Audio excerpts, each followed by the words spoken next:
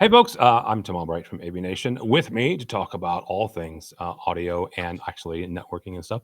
First and foremost, Mr. Ben Cook from Shure. Welcome, sir. Hey, how are you? I am doing well. Really quickly, Ben, tell folks what you do at Shure. So my official title is Market Development Manager for Canada. So we only have a couple of employees directly in Canada. So I handle market development for them up here, but I also pitch in for all of our events across the US, bringing new products and telling folks all about the great new products from Shure. So if you are an end user or even a dealer in the US or Canada and you're looking for information on this stuff, don't hesitate to reach out to me and I can help answer all your questions from there. So Shure's a great team. So proud to be part of this company. And, we have just such great products. I'm always excited to talk about them. For 100 years now, you guys are celebrating your 100th anniversary this year. Isn't that incredible? Like when you think of what was going on in the US and Canada 100 years ago. Like think about where the markets were, think about how things have changed and Shure has survived, right? And there's a reason for that. We make incredible products that survive the test of time and do the jobs they're supposed to. So Yeah. it's pretty amazing. Yeah, it's pretty awesome. Today, we're going to talk about, honestly, Shure and PoE and all the things that you guys have coming down that pipeline. But first, this is an interactive session. So you've got a couple different areas that you can, as the audience, you can interact with us. But I want to take a moment and just say thank you. Whether you're an IT manager, you're an AV professional, thanks for joining us. Thanks for hanging out with me and Ben. You can go to the networking session and interact with each other, interact with us. You can send direct messages, start a conversation, kind of see who's hanging around. We will be taking questions throughout the webinar today. Put them in there, and we'll kind of take a look and cover as many as we can. There's also going to be some polls that you can interact with. So take those. It's just kind of below the screen. Take a second to weigh in. Let us know your thoughts. And finally, Ben and me are both on LinkedIn. So if you go all the way down to the bottom, you'll find both of our connections. You can connect with us on LinkedIn. Ben, without further ado, first and foremost, and this is just a personal preference. Anytime we talk about acronyms, in this we're talking about PoE. First, I need you to define what PoE is. Yeah, well, so quite literally, PoE is power over Ethernet. So when you think of your Cat5 cable, your Ethernet cable, this allows you to put the power from your switch to your device. So power over Ethernet. We started out with kind of standard PoE and realized that we could do about 15 watts over that transmission line.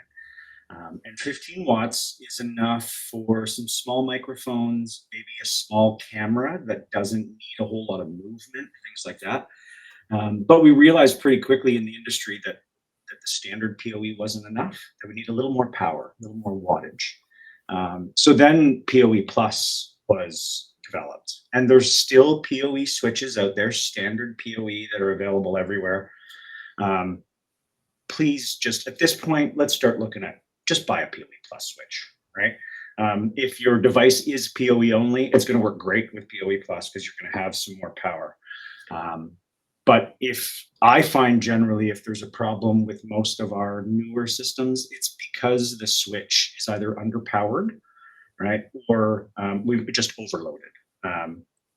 So you'll find things like with a camera, if you've used PoE Plus or PoE, and you've got, like, say, a PTZ camera that let's say you put on the night vision, and then you go to move the camera, it'll crash. Well, that's probably because it's a PoE Plus camera. It's just not getting enough juice, right? It's not getting enough power. So you're going to see as kind of PoE developed, the real advantages of it was single port. So we could now take a switch. That switch has its power supply, so we can plug it in the equipment room in a rack. Our cables are all one type. We don't need to buy a bunch of different cables, proprietary cables. We don't need power at the device, so we're already going to run a line to get there for the data, right? Now we don't need to send another line for the power, so it's just one cable. So we started to see the advantages right away. If you're putting in a PTZ camera or a microphone, you could put it anywhere where you could run an Ethernet cable. So we don't need to worry about putting these cables in conduit because most ceilings don't need that if you're running PoE, if you're running it in the ceiling or behind a wall. Chicago, obviously, where Shure is based, is the one exception to that. Everything needs to be in a conduit in some cities. Chicago is one of them, right? I guess when a city almost burns down once, they get a little upset about making sure that we don't do it again. But these are all low voltage solutions, right? So we don't need to worry too much about that because even if something went wrong at 30 watts, if you short circuit 30 watts, it's going to blow out your port on your switch and we're not going to have danger from there, right? So again, we've got that low voltage single wire. And then we've developed products now over the years that really, really take advantage of that. And I have a video here I'm going to show you guys in a couple minutes that's going to talk about our MXA 902, which is an in-ceiling microphone that will cover a 20 by 20 area with a single cable installation, and it has a loudspeaker built in. So now we pop this device into the ceiling. It automatically covers the entire room up to 20 by 20, and the far end is coming back through. We connect that to our ANI USB, which is an audio network interface that converts that signal to USB, right? So we've got two devices, the speaker and microphone in the ceiling. That's your PoE device in the ceiling. And then we have that PoE ANI USB switch. And we just hit activate in our software, and it routes all of those lines for us, connects the mic, connects everything. You just hook your PC up to it, and it kind of sees it as a peripheral now. This would not have been possible in the past, right? In order to do that, would have required 4 different power supplies and amplifier and another microphone and a mixer and a DSP. You need an entire rack of stuff to do this. But because of the advantages of PoE and the Shure products that we're developing every day, we're able to do it just so much easier. So maybe we'll give a listen to that video now. Yeah, really quickly before we hit the video, you mentioned something there that the PoE and the PoE Plus is low voltage, and I am not an electrician. I am not a licensed electrician. I know enough about electricity not to get shocked usually. But why? How can we say that it's low voltage when it's you're looking at 30 plus watts? Yeah. So to be considered a higher voltage, you need to be over 120 watts, right? Which is your standard kind of AC outlet in the house. So anything under 60 is considered low voltage. Anything under 35 in most building codes is considered very low voltage. So no kind of conduit required. So it is low voltage, but there is some, right? Like there's still some voltage there. So there are some safety requirements in some cities and there are some regulations around it, but for the most part, there's no conduit required in the ceiling. All of our products that are PoE Plus powered that go into the ceiling are what's called plenum rated. Sorry, almost lost the word there. So they do go through UL Underwriters Laboratory to make sure that they are rated to be in these spaces so that if there is a fire, the product would contain the fire long enough that it would not get into the plenum and then have smoke go through the whole building. So very safe, and it's probably the safest way to do this because it is low voltage. So, yeah. All right, let's go ahead and take a look at the MXA 902.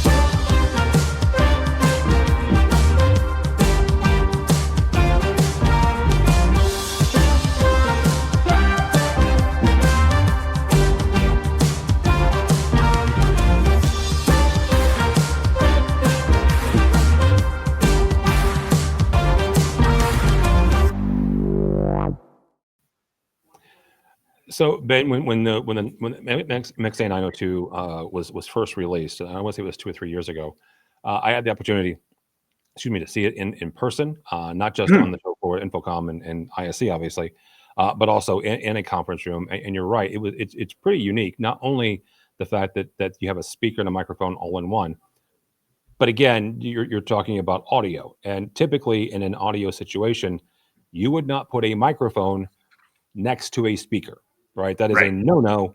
You've got feedback. That is a recipe for feedback. So without kind of unveiling some of the secret sauce, how do you guys exactly do that? How do you pull off the ability to have both a speaker and microphone in one? Right. Well, it really speaks to the technology that Shure has developed. That the problem with feedback is if you put a microphone next to a loudspeaker, right, and you get the loudspeaker sound coming into the mic, that's what a feedback loop is. Some people don't understand it. So it's pretty easy. It's the sound coming out from the speaker into the microphone, out of the speaker into the microphone, out of the speaker into the microphone. Big loop, right? And Yeah, causes that and feedback. nasty, nasty noise. Absolutely, right? So what Shure does is we have DSP built into the 902, so digital signal processing that recognizes where the acoustic echo cancellation needs to be. So it needs to know where the audio from the far end is coming so that it stops it from going into the microphone and keeping that loop. So that's your acoustic echo cancellation. Okay. So our MXA 902 has that built right in, right? And this is another reason why this kind of digital revolution and going from analog to digital on all of these devices and having everything on PoE is because we can put the DSP now right on the microphone, right? And we're transferring and getting that data as quickly as possible because we're doing it right on the device. We're not doing it down the data chain where there's more latency and more noise can get into the signal chain. We're doing it right on the device. So when we first came out with the 902, we actually said, and we told folks you could only use one in a room, never to use two, because you needed that echo cancellation that could only cancel for itself. But now with some of our other DSP products, we've figured out now how to do multiple 902s in the room, and we've solved that problem. So this really opens up other rooms where you've got divisible spaces where maybe you need, a gymnasium where for the big class, we're going to do both sides. But then when we separate, we're going to bring out that air wall, and we're going to do one gym class in one side and maybe a presentation in the other. Now we have the option to do a 902 in both spaces and just hit presets to select which one we want to use at that time. It's pretty great stuff. So you mentioned a couple of options here when we talk about PoE and PoE Plus. What are some of the other, quite frankly, AV products that leverages the PoE Plus technology? Right. So when you look at AV products as a whole, it really is cameras kind of started the PoE revolution. It really made it much easier. And then we started looking at microphones, and Shure really adopted early. The MXA 910 was our kind of first in-ceiling PoE device. Based on the success of that, it's cheesy, but it wasn't groundbreaking. It was ceiling breaking, right? And we changed the industry because before the 910, any kind of microphone you put in the ceiling, it covered the entire room. And by entire room, I mean the fax machine in the back, the projector in the middle of the room, the coffee maker, the person walking down the hall. It covered everything, right? Well, and not only that, but typically it was a device hanging into the room. Like it Right. was, it was not. And if you've ever seen an MXA 910, it reminds me of a ceiling tile, right? Right. It's flat. It kind of melds into the existing ceiling tile if you have a drop ceiling system. But used to be, right, ceiling mics actually physically dropped into the room. Very, very much like just hanging, Yeah, a hanging 58. an Omni microphone in the middle of Yeah, the room and just hoping for the best, right? So, basically. so the industry hated them. And then Shure came out with the 910, and folks went, "That's not going to work," until they used it, right? And over the years, another great thing about Shure is, when we release a product like the MXA 910, there's a pretty good chance we're not done with it. We're going to tell you how it works and how great it is, and then we're going to keep working on it, and we're going to unlock some stuff, right? Yeah. So the 910 evolved to the point when it came out, it was digitally steerable. Yes, you could aim and cover anyone in a room up to 50 by 50 area. you had to do it manually, and you had to really know what you were doing. You had to be an expert in where to aim those lobes, where to pick things up, how to avoid things. And as Shure developed that product, we added DSP to it down the road for no charge to our customers. We added a bunch of other features as far as EQ and noise reduction, and then eventually upgraded it to the MXA 920, which is the way it is now. I didn't have a ton of plans to talk about the MXA 920 today because I'm really hoping a lot of folks already know about it. It's been on the market for 2 or 3 years now. If you haven't heard of the 920, please take a look, because it's made my life so easy, because I basically spend my days now finding reasons not to sell the 920. If I'm dealing with a corporate client who wants a premium audio solution for their conference room, where they know they're going to have intelligent audio, that I'm going to be heard perfectly in the room for any kind of transcription, any kind of AI transcription, whether it's from our friends at Zoom or Teams, right? It's that high-end audio that we need to tie into these modern AI note-taking applications, right? And that's really where the MXA 920 kind of shines, and where our 902 shines, is because we've installed these in the ceiling, which they're easy to do because of that single port installation, single port, single cable. All the talkers in the room are covered from the ceiling. So there's nothing in between them and the microphone. Yeah. So we get what we call equitable audio. So everyone can be heard equally and contribute to the meeting equally. And the MXA 920 and the 902 are kind of leading the charge to allow us to do this with very, very little setup and deployment time, right? So for 99% of the rooms out there, this stuff is going to work perfect right out of the box, very little configuration needed. And if we do have incredibly complex rooms, then we can add other devices and do some installation tricks, and change DSP settings and that kind of thing to compensate for those room problems like reverb and echo and all of those things. It's pretty fascinating how it all works now. You mentioned, we've talked about obviously the 902, the 920 as well. You guys have had the MXW Next series. It used to be Next 2, and now you've expanded that into the Next 4 and 8. Talk about for a second about some of the scalability options that you guys have introduced with, instead of ceiling mics, handheld mics, boundary mics, as well as lapel mics that you guys have been able to do with the new MXW series. Yeah, perfect. So we came out with MXW as a wireless range 13 years ago, right? And we made no changes to it for 13 years. When I was originally putting through my presentation, you're trying to figure out the age of things. Do you know what came out in 2013? Frozen came out in 2013. So, oh my. Yeah, it's time to let it go. It's time to let MXW go, and we're just going to move on to MXW Next 4 and 8. I love the cringe I just got from some folks with that joke, so I really do appreciate it. Thank you. But yeah, we made no updates to this product for 13 years. Our first upgrade to it was MXW2 that came out last year. This was a 2-channel wireless system that had your access point, your antenna, your charger, and your DSP all in one device. That's it. If you can see the screen I'm sharing here, you'll see the Microflex Wireless Next 2 kit with a handheld and a boundary in it. One of the biggest changes from the old MXW to MXW Wireless Next 2 was that it has a USB output.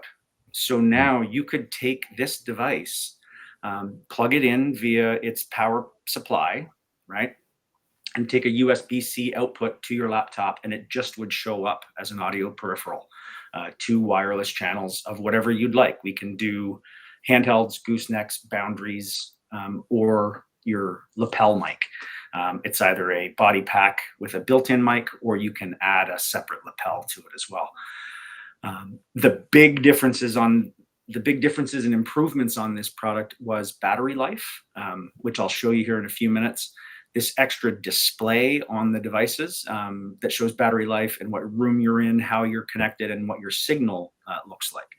These were the biggest changes, but we knew we needed to update the 4 and 8 channel models as well.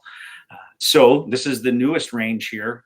You'll notice that the goosenecks, the chargers are slightly different, but we do have the option for handhelds, boundaries, lapel mics, and the goosenecks. So, we're all talking about PoE and why PoE is important. And one of the other things that uses a lot of PoE power is access points.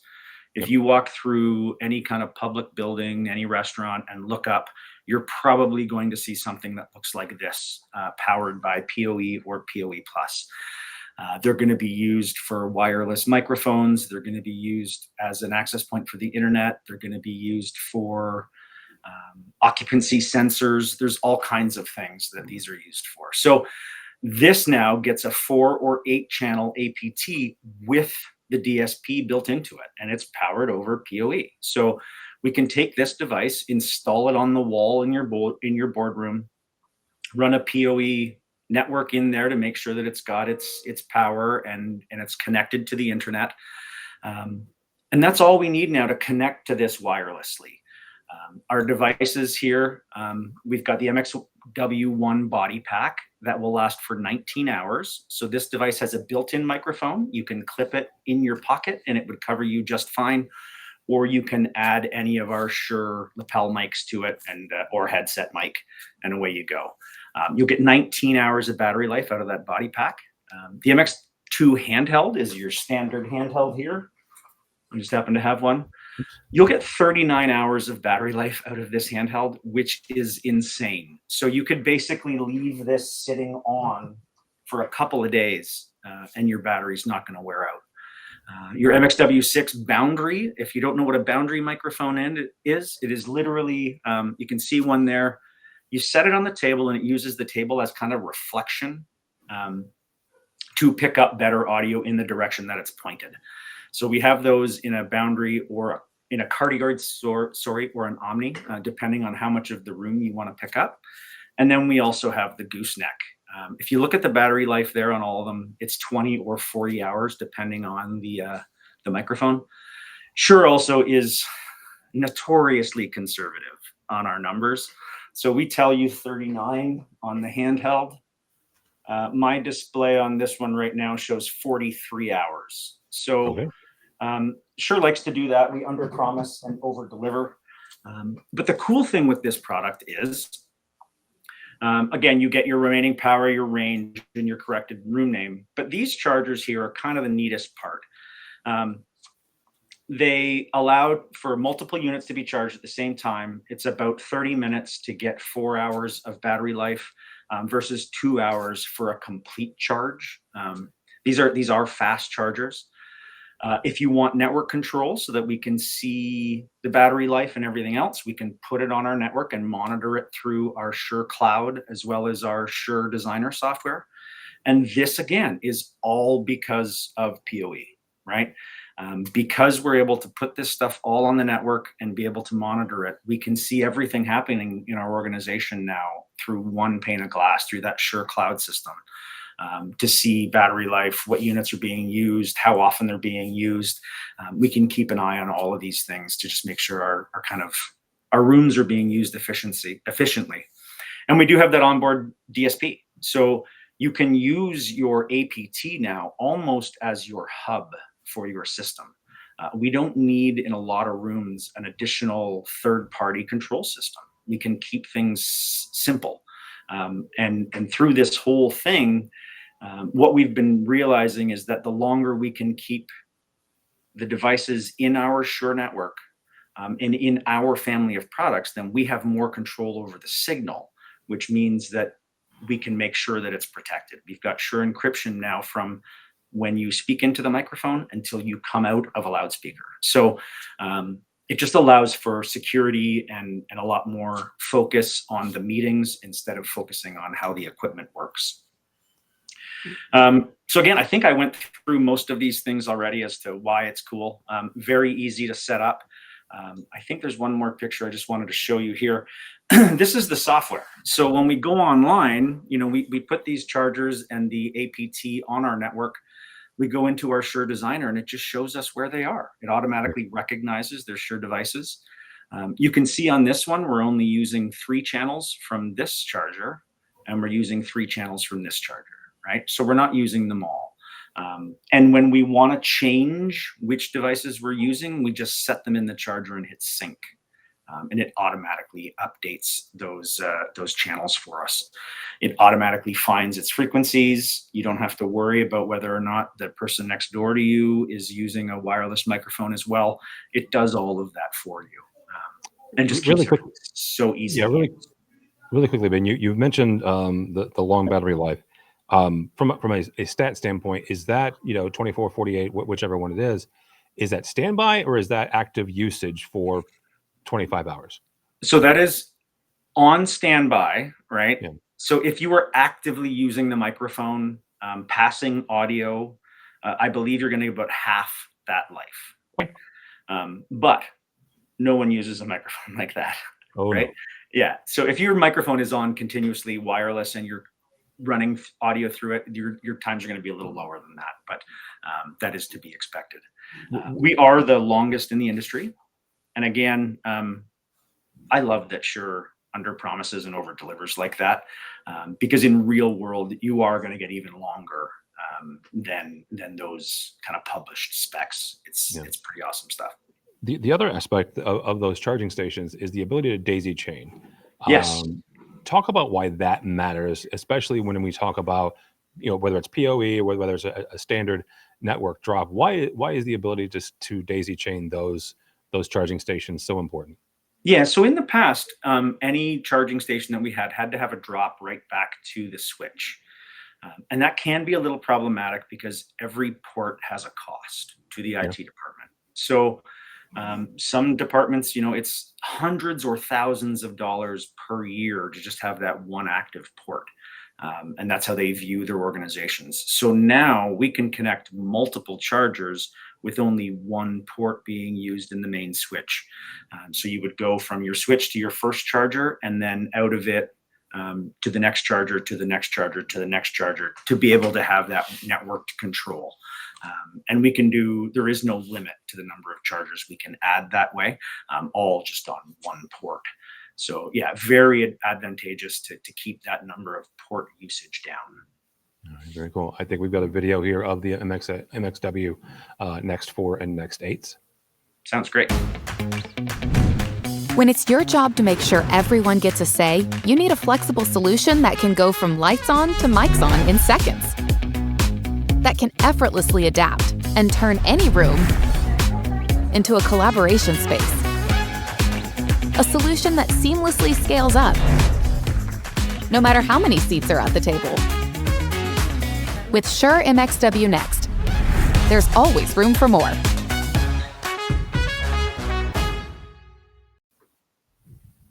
Again, a reminder. Thank you so much for joining us. I'm Tom Albright. That is Ben Cook from Shure.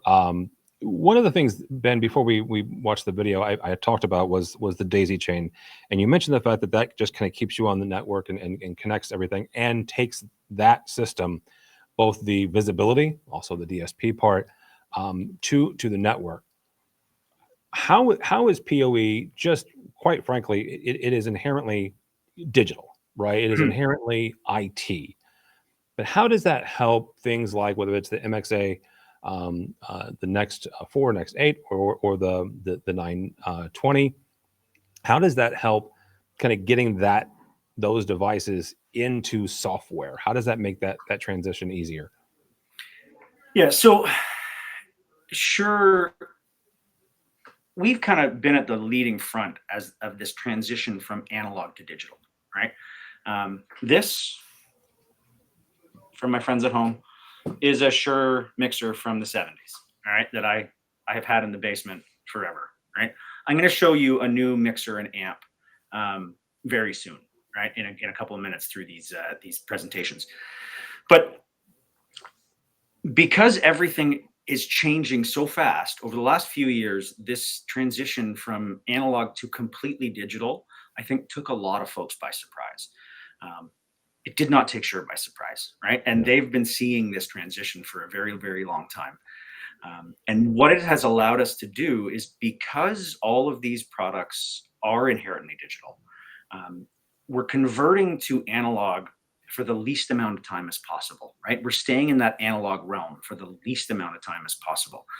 So when the microphone, let's say I'm using an MXA 710 linear array microphone. As soon as that gets picked up by the microphone, there's an analog to digital converter that converts it to a digital signal in the microphone itself, right? And now it's just data.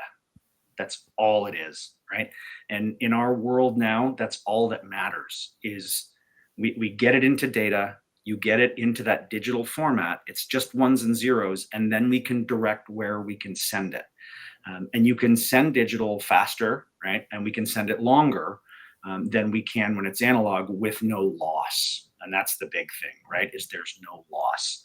So you look at something like this from the 70s. For me to hook this up to some speakers, I needed a big power supply. So I needed to plug in 120 volts somewhere, right? Probably a 15 amp circuit. Maybe 20 amp circuit. You wouldn't want to mess around. This is actually tubes. I should have it plugged on so you could see the glow from the back of it. And hear the hum if it's tubes. It hums and it heats up my office very quickly. My office is too small, so it heats it up very, very quickly, right? So Shure's been making amplifiers and speakers forever, right? But as we've gone through this digital revolution, we realized that we want to keep control. We want to be able to have our customers live in our realm and work in our software. So when we convert these signals to digital, we've done the microphone into our ecosystem. Why don't we do out of our ecosystem to the loudspeakers, right? And have that last piece.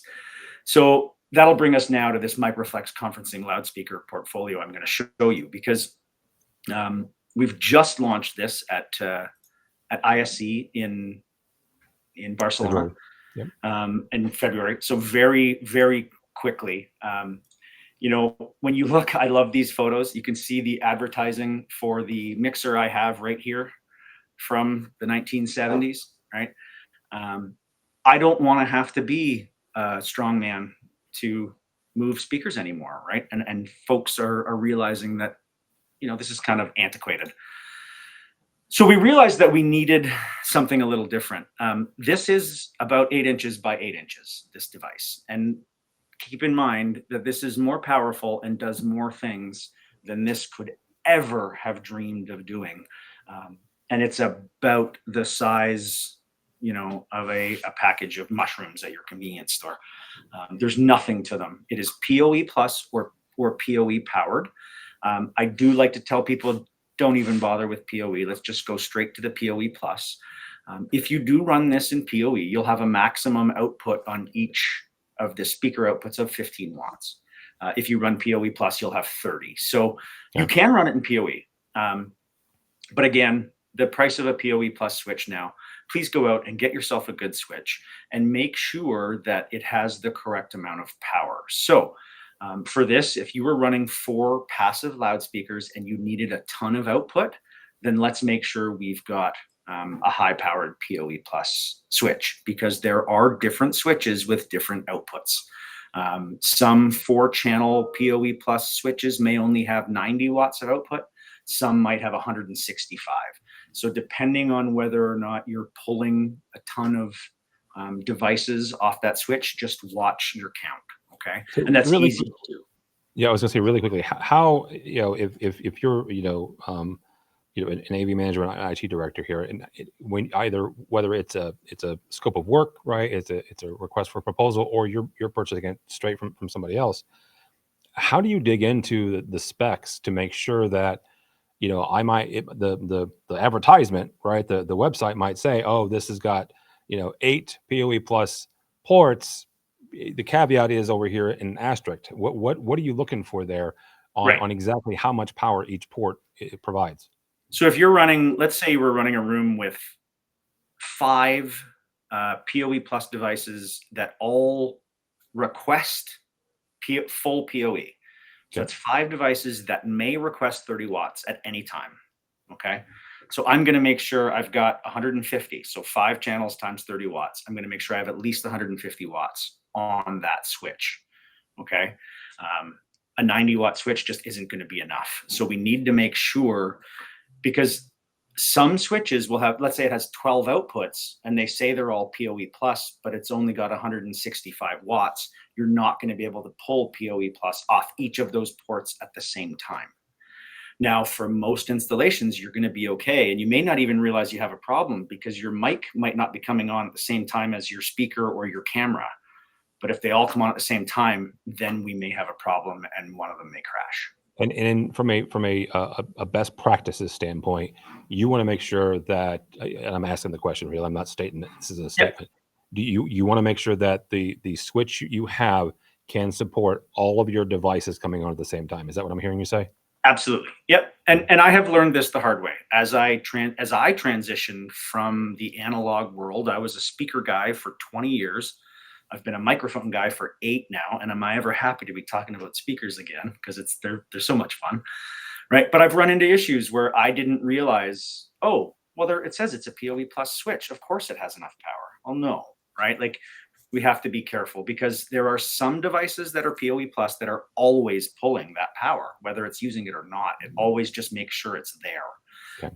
So we just want to make sure, much like the old days buying amplifiers, you always wanted to have some headroom and you wanted to overpower your system. Same with PoE switches. We don't want to be underpowered. So this little amp now, we take this device, we plug it into a PoE plus switch, we route our microphone through our software into this device and then out to our loudspeakers. So we've got the choice here of either buying Shure loudspeakers, or we can recycle the loudspeakers that were already in that room. So if you came into an office space that needs a new upgrade and they would like an MXA 920, but they've already got 4 speakers from the 90s in there, we can now just put this device in, add it to our Shure network, and we're going to run 4 speaker wires from this to the existing speakers in the room. We've now saved some infrastructure. We're keeping stuff out of the landfill. We're keeping our costs down, right? And we still have control of that room from the microphone right out to the loudspeakers in our Shure software. We've got our Dante routes in this device as well, so we can stay digital as we transmit back and forth on the network. We've got a logic input on this, so if we needed to, we could put in a preset for fire or evac, and if an alarm goes off, it just switches to that preset recording. Everybody needs to leave the building. Let's get out of here now, right? We can do that. And it's certified for Teams and Zoom already. As I mentioned, it has our Shure encryption from end to end, and all of our DSP that we've talked about. This is showing it in a rack here, just to show you kind of the size of it compared to our P300.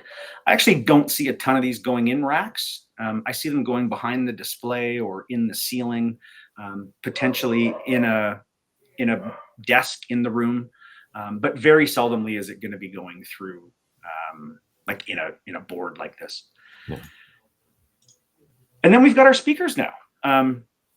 So these, I'll just take you through quickly through these because I don't want folks to think that Shure is looking to take over bathrooms, hallways, convention center spaces, things like that.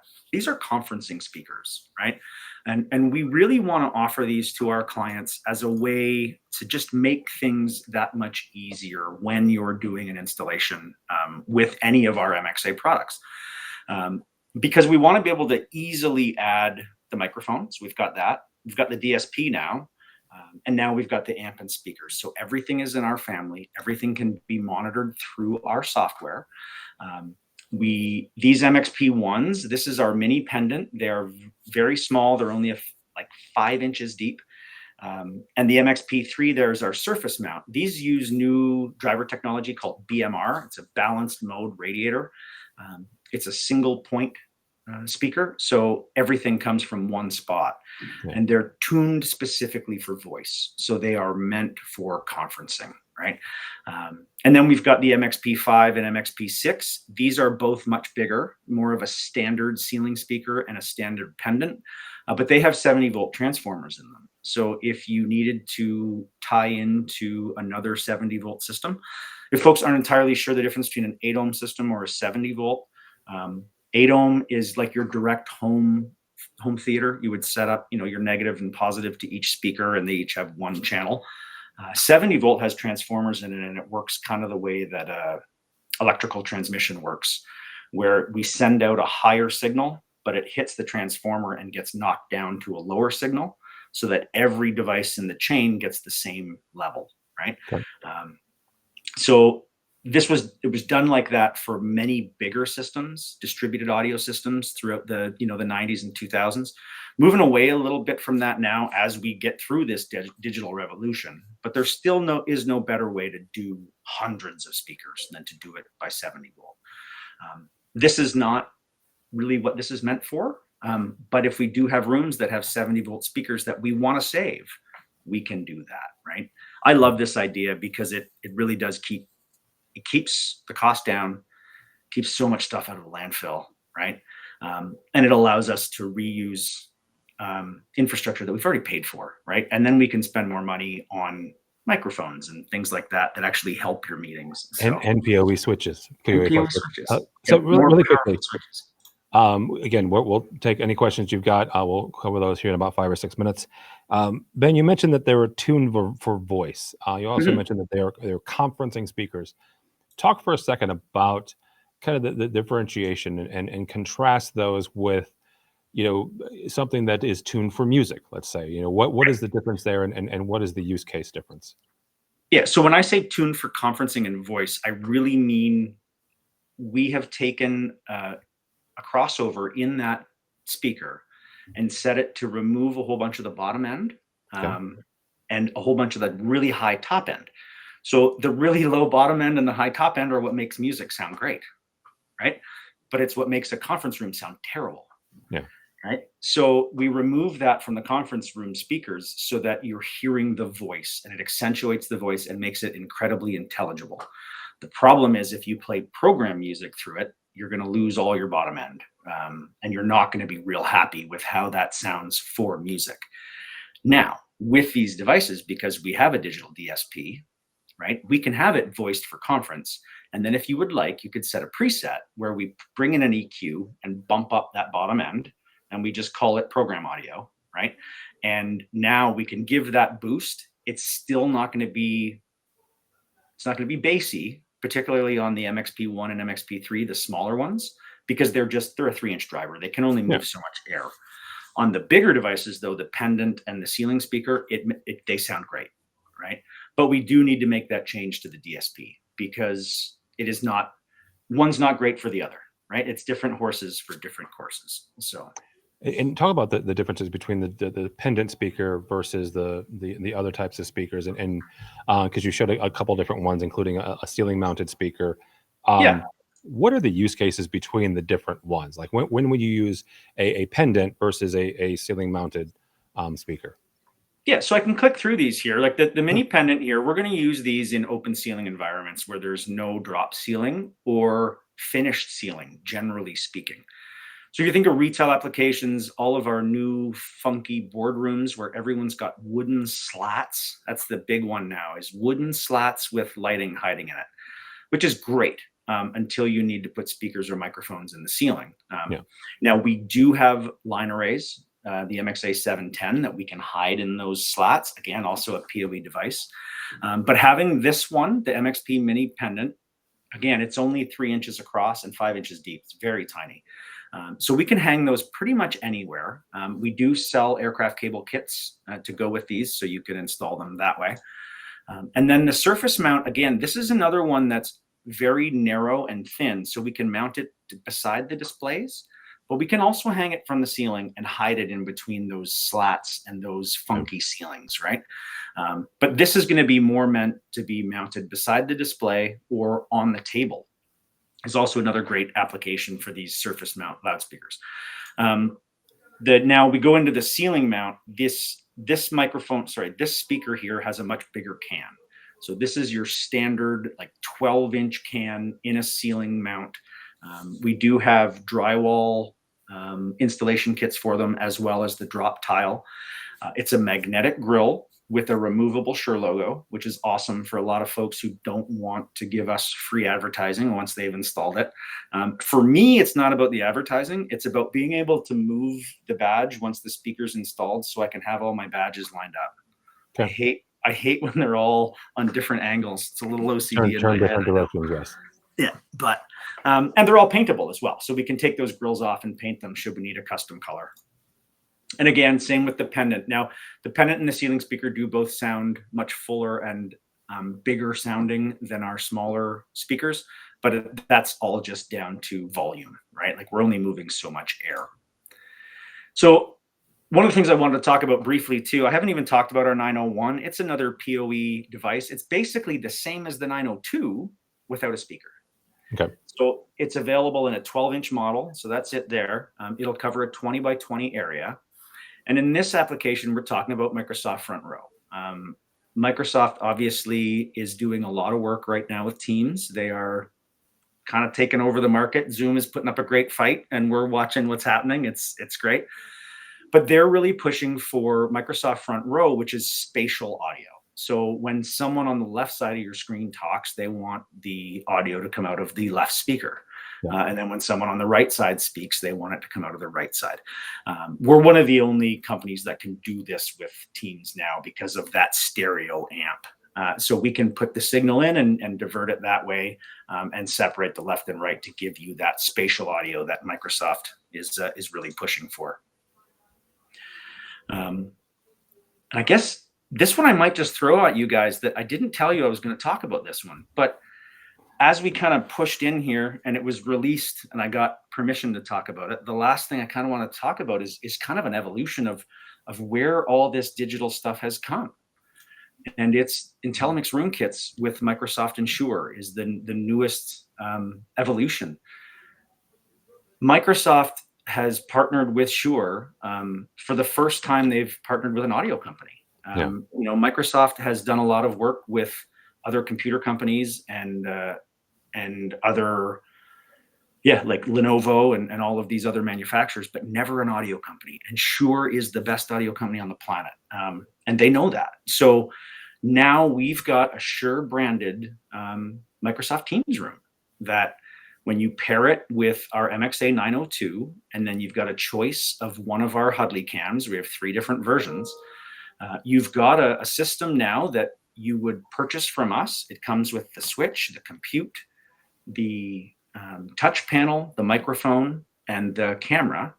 You select everything, connect it all up to your PoE switch, and turn the computer on, and it does everything for you. It makes all your digital connections.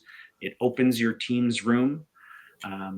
It puts your DSP is in there. It does everything, and you just start a meeting. That's it. Done. One of the demonstrations I saw, Ben, because I visited one of your road shows here recently, and the demonstration was this. It was a video of somebody setting up an IntelliMix room kit while they were talking, and they had a timer going. And Absolutely. if I remember correctly, it was 2 minutes and 56 seconds. Right. So how accurate is that?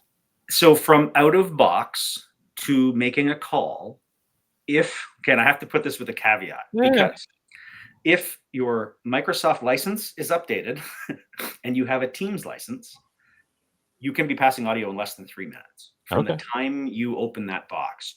Now, the problem is the Shure gear all works right away. But when you plug in our Shure branded Windows 11 computer, it may need a Windows update the first time it updates. So yes, we can do it in 3 minutes, but Windows might say, we need an update. And 8 hours later, we're done our Windows update. So assuming everything is updated, then yes, we're great. That display that I'm showing you there, that's an 11-inch touchscreen display. It has auto wake up, so you can mount it on the wall in the room. You walk by, it's going to sense the proximity, automatically turn on, and it's one button to start your Teams call. On that device, the display, we also have a USB-C input, so that if you bring a laptop into the room to content share in that room, you can. but it's not a bring your own device. It is a Teams room. So you would just be attaching to that Teams room call and then For sharing content and stuff, yes. yeah, sharing your content. There's 4 different sizes. I'm not going to give you the full marketing value proposition, but there's 4 different sizes. So they all use this first IntelliMix foundation system. So that's your computer and your display with our IMX Room DSP software installed directly on that Windows 11 compute, right? And then depending on which package you get, you're either going to purchase one 902 and a Hudley IQ camera, or you move up to a slightly bigger room. We're just upgrading the camera to a Hudley L1. And then the next upgrade from that, we go to a large room. We're going to add 2 902s. And now the IMX Room software that's included on the compute will auto configure those devices, set up their AEC references, and make sure that you don't have any echo or any problems in that room. And then the last one is the same as the 70, but we've added the crew camera kit, which gives you 3 cameras with automatic AI camera switching. In that network, in our IntelliMix Foundation kit, is the Windows 11 computer. It's an Intel 12th generation Core i5. It's got automatic routing. It's got our DSP built in, and it's got the Hudley Connect app. So it is literally everything you need to hook up your room. It looks great. It's got that design is very similar to our P300. Yep. It's got dual display outputs via HDMI, keeps all your cables nice and clean. And then we can either mount it on the wall, table, we can put it pretty much anywhere. The console there is the kickstand on it will give you 20 or 40 degrees, which I think is pretty cool. And I love the wall mount. And again, another great thing about this device is that it uses Cat5 PoE, right? It's a slightly different version of PoE for that display, but it means we can run it up to 300 feet away from the compute. So you can put that display anywhere you need it in the room and not have to worry about it. So when you order that foundation kit, you get the compute and the display, and then you get all of these cables in every kit. And these are all the cables you would ever need for any of the kits. So if you buy the smallest one, you're going to have some extra cables, right? But we'd rather do that than try and have to manage 6 different SKUs with all the different cables you need, right? And what it really means is you're going to be able to, any IT guy, any IT girl, any IT manager is going to be able to purchase one of these and know that they have everything they need for that complete Teams room. And it is Microsoft Teams certified out of the bat. And we're shipping now April. So these are coming very, very quickly.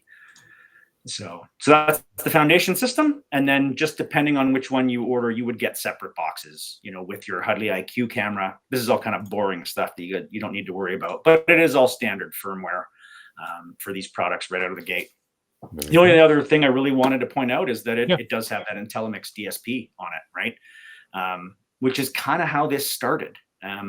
We made the IntelliMix DSP, which is our software downloadable DSP that just turns your PC into another device on the network as an audio peripheral, right? So it just basically turns your computer into a DSP.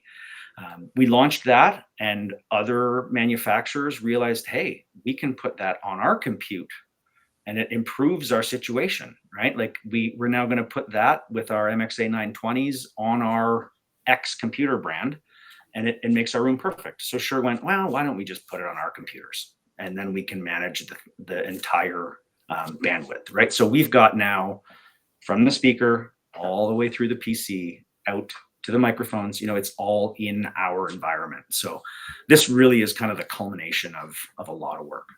Yeah, that's very cool. Again, Ben, thank you so much. We'll take questions. We do have a couple here we'll get to. Mark Snow writes, hi, Ben, for the MXN amp AMP, if we're adding this to a client's existing switch and their PoE power budget is insufficient, is there an aux power input, or is a PoE plus injector the only option? So in that case, either adding another switch or adding a PoE injector is the only option. For folks who on the call who maybe don't know what a PoE injector is, a switch would have 4, 6, 8, 12, 24, 36 ports. A PoE injector is going to have 1. most of the time, right? And it's just to provide power to the device. So you can create a tiny little local area network. But they are invaluable for a lot of these products for testing while you're setting up too, just to make sure you've got that extra little bit of power.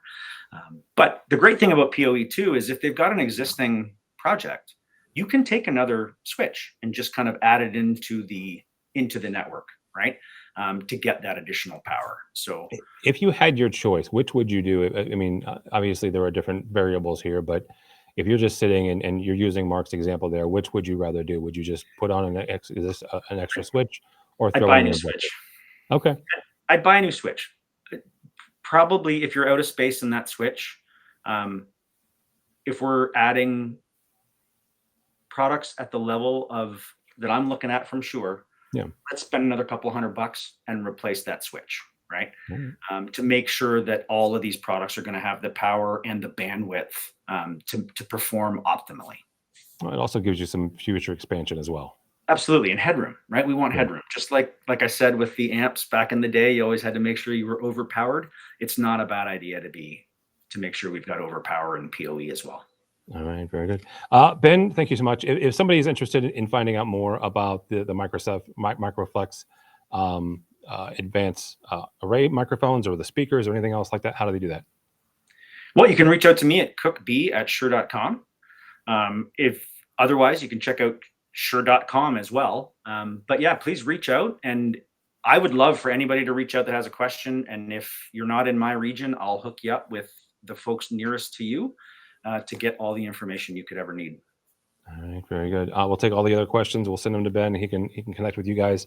My name is Tom Albright. Thanks for joining us. You can find out more about AV Buyers Club, about Launch, about rAVe, or about AV Nation, any of the places. So thanks so much for joining us. Appreciate it. Have a good day. Thanks, everybody.